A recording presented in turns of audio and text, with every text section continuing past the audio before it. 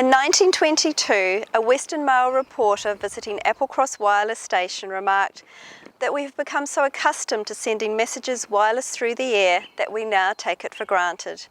That technology that seemed new just a few decades ago is now dated and obsolete, words that today would not seem out of place.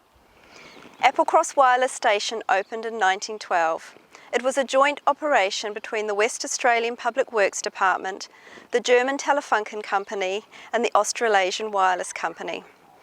It was one of what were planned to be a string of wireless networks situated across the country. Wireless Hill Station was not an easy build.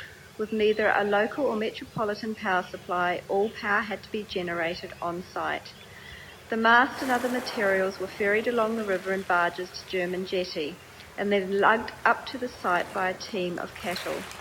The soil was so sandy that a mat of copper wires had to be laid below ground so power could be radiated. On testing, the newly installed radio receiver detector was not strong enough to pick up signals, and a new apparatus had to be created from local materials. The Public Works team had completed the foundations for the mast.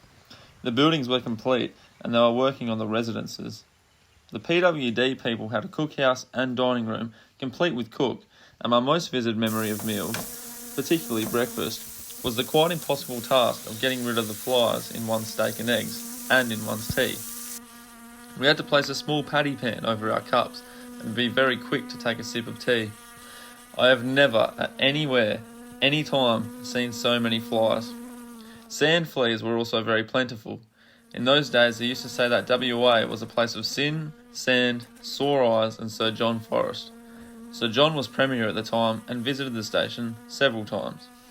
They should have added flies to the list. Nevertheless, Applecross was a very pleasant place, quite handy for a swim in the Swan River. Applecross Wireless Station finished just in time. War was declared in 1914 and the Royal Australian Navy took control of all coastal operations. Applecross Wireless Station, with its strategic west coast location, played a prominent role in the nation's defence network. It was a gloomy and jittery day for me at the age of 26 in Adelaide. They told me that my transfer had come through to go over to that awful place, Western Australia, to take up a job at Perth Radio, situated in Applecross in that awful desert country. Even the Commonwealth Public Service had to bribe their employees to go over there by giving them a 5% increase in their wages when they were in that terrible place, Western Australia. The coastal radio was actually a defence expenditure, but the Navy did not handle money, and the coastal radio would be collecting money for the sending and receiving of telegrams, radiograms to the ships and so on. So the coastal radio was put under the post office, and in 1916 it was taken over, that's during the First World War, by the Navy, and they made me a warrant telegraphist. I had the uniform of an officer, and the Navy were in charge from 1916 to 1921.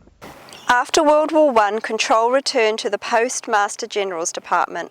3 years later, the Amalgamated Wireless of Australasia, and then the Overseas Telecommunications Commission. Between World War I and World War II, wireless station operating range was significantly extended through radio wavelength technology changes. The 1921 9,000 kilometre transmission between the SS-ANS and wireless station from Applecross to Durban, South Africa, was an Australian record. And in 1932, radio station 6PR started broadcasting via Applecross Wireless Station.